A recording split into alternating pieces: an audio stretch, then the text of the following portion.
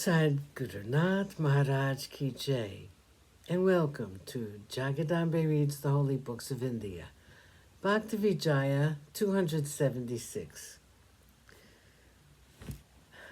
There was a holy man named Rasik Murar. Murar's guru was Dayarnava. He was an exceedingly learned man in divine knowledge. He very lovingly, and according to the prescribed rules, worshipped God. With the 16 materials needed in worship, he used to worship the beautiful idol made from the Gandaki stone, and in his reverence used to have it clothed in raiments, ornaments, and adornments.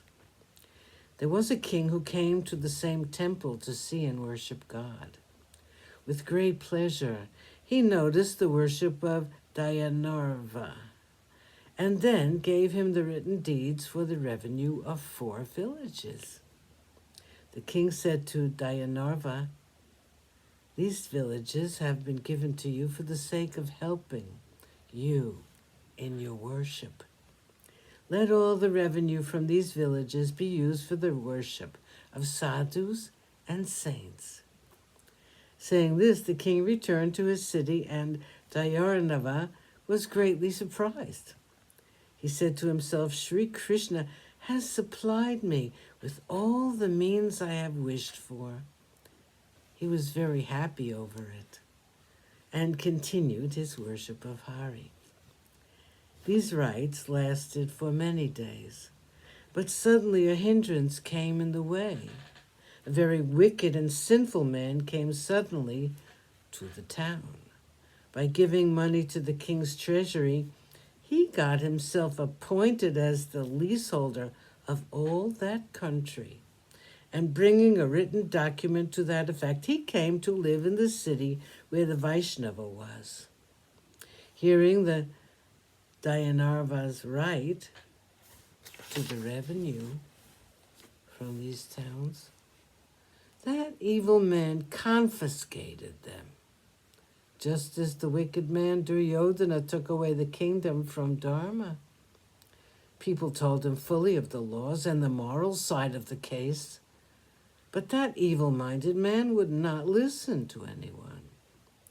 He had fallen into the era of being envious for illusory things and was falling into hell. Misers do not like to hear of the giving of charity. Those who are not bhaktas do not enjoy the stories of Hari. An adulteress, on seeing her husband, feels troubled.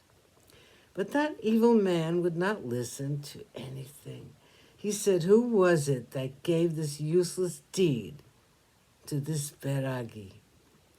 Hearing what this non-bhakta said, Dayarnava considered it carefully in his mind, and then immediately wrote thus to Rasik Murar: "Although you might be eating at the time you received this letter, get up and come here immediately."